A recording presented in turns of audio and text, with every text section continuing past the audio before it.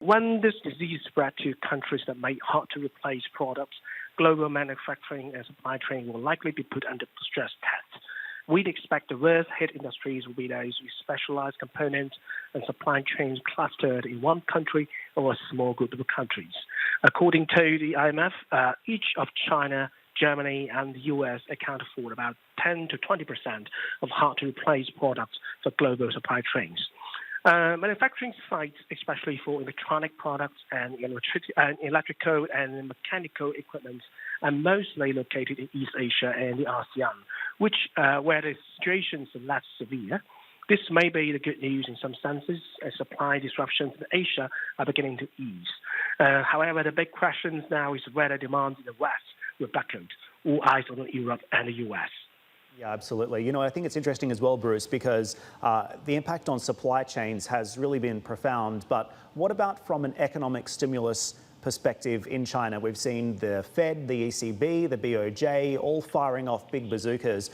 Where's China? And can that economy and that society do more to help support the global economy?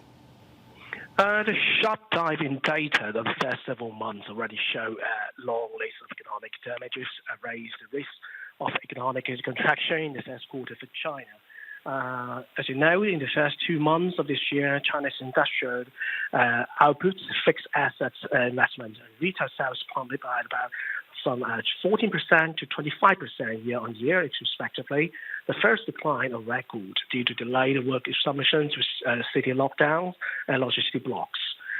China's export data also fell 70% year-on-year.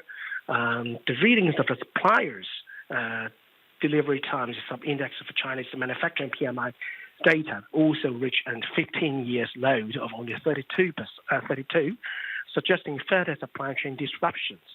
We think that besides supply chain disruptions, other risk factors include a global growth slowdown and sluggish demand, both domestic and external.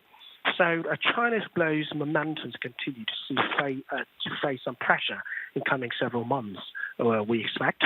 And we think that maintaining employment and stable growth expectations will remain Chinese authorities' priority, because they're key for economic stimulus, business capital expenditure, and consumer spending.